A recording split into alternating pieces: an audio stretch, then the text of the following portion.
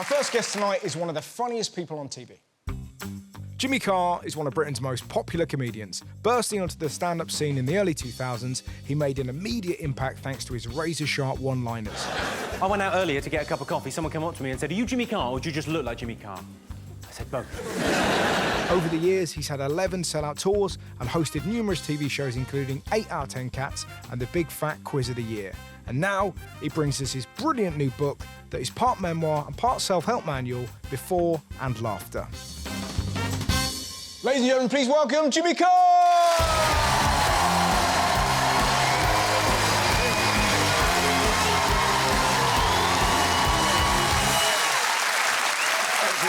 What a treat.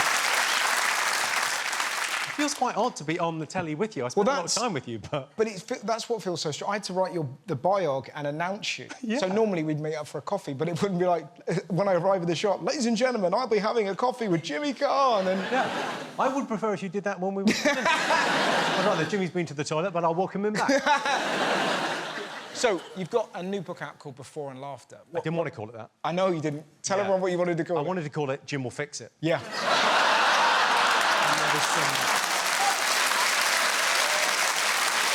But then stuff happens. But hey, listen, I'm a reasonable guy. I'm willing to compromise. And then I said, why don't we call it Just the Tip, Take It from Jimmy Carr?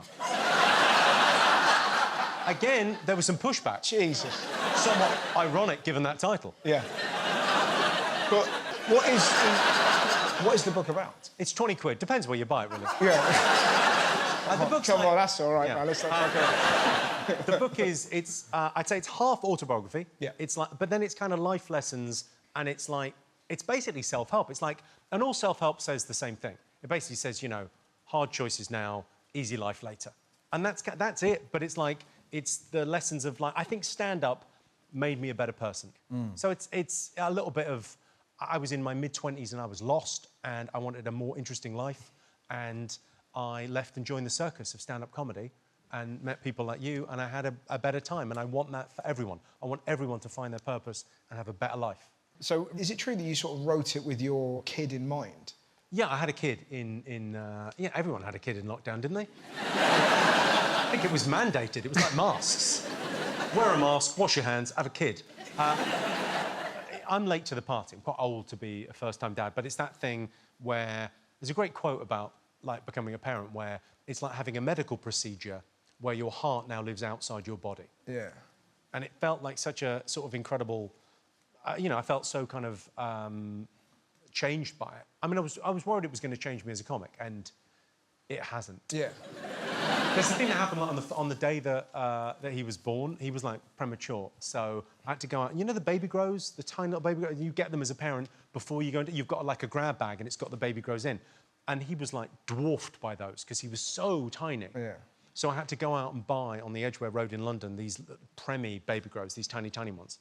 And I went to the store and picked out these tiny little things and went up to the lady behind the counter, and she said, "Do you want the hangers?" And I said, "It's a bit late." Fucking hell.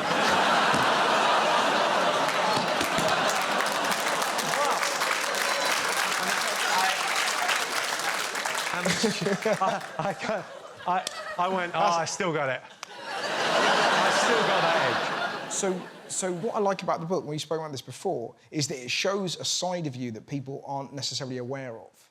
Because you're very funny, naturally, and you're quite you know, you're kind of like... You have a reputation for being vicious. But actually... Yes, I do. But you do. But the Jimmy I know is actually a really sweet, kind bloke. You're somebody... Me and you have a relationship where you're the Greek elder, but there's no sodomy.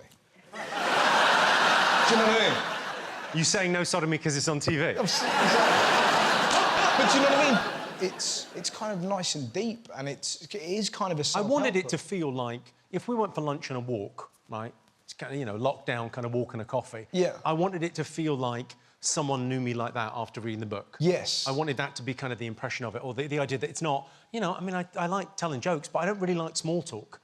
I like getting straight into sort of the serious shit. Yeah. I'm not one for going, "Oh, have you heard the gossip?" It's like, what's really going on?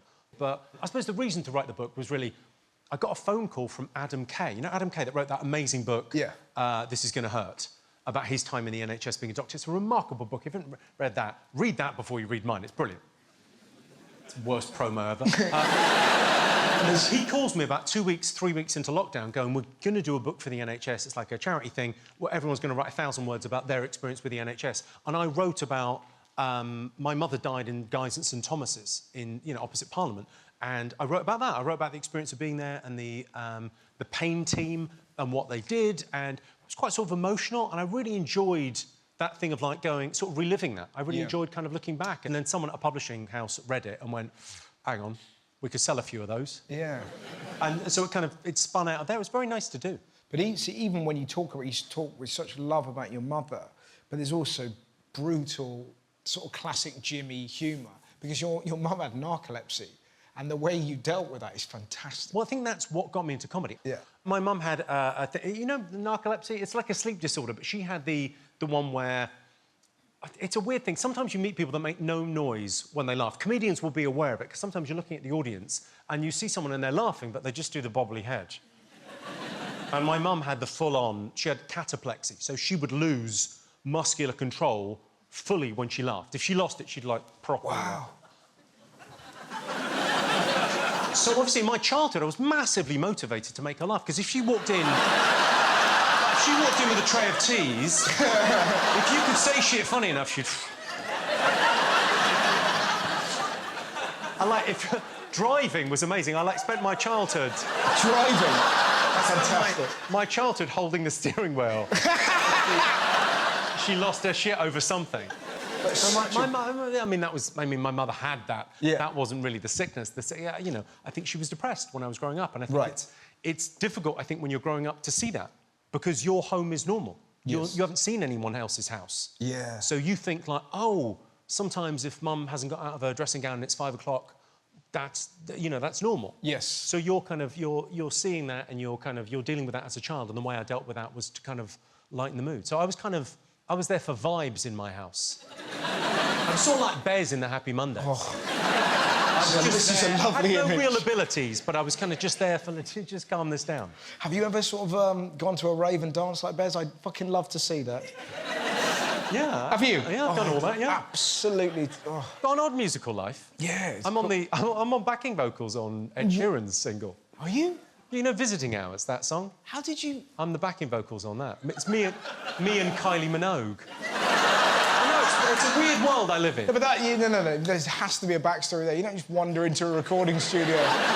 They needed it. That song's nothing without me. What the fuck? No, well, the song is about... it's Visiting Hours, so it's like... You remember that song he did on the last record called Supermarket Flowers, about his mother? Yeah. And he did another song about his mother called Visiting Hours, about visiting hours in heaven. Yeah. And Johnny McDade, who used to be in Snow Patrol and writes with Ed Sheeran, has played me the song about 7-8 months ago, and I was in a puddle. I just was, oh, man, that's so beautiful, and it was about mums, and I was writing the thing in the book at the time. Right. And I was really physically... I find music as a real way to kind of connect to grief. I really kind of like, what music does, and just reminds you of the people that you love. And it was such a beautiful song. And he went, oh, you've got to do backing vocals for it. And I went, I don't think that's a good idea. And he went, no, it'll be absolutely fine. We've got auto-tune, we can make this work. So I did the backing vocals. It's just like a cute thing. I think he just put me on it because I loved it. Wow. Now, one of the things I think of you is because you had a friendship with the late, great Sir Stephen Hawking, and you wouldn't have put you two together. Why not? Because... Why not? Peas in a pod. Yeah. But bizarrely, yeah, you were good mates, weren't you? But how does a relationship like that become? We sort of reconnected. We were at the same college. I was at the same college in really? Cambridge where he sort of ended his teaching career. Yeah. And so I would see him around when I was a student. Sort of, he was whizzing around the place then. He'd fucking knock people over. He was crazy. So I would often be used to kind of seeing him around the place. And then we went to, I think it was the Pride of Britain Awards, which was a fabulous event. And I was there, and he was there, and I sort of went and sat down at the table, and his nursing team was sort of amazing. And I told him some jokes. I said, I've got loads of jokes about you in my set. I've got, like, 4 really good Stephen Hawking jokes that I've written. And you go, yeah. And I think the first one was Stephen Hawking, I bet when he dies, half man, half computer, I bet when he dies, it's a virus. He's got medical insurance and Norton.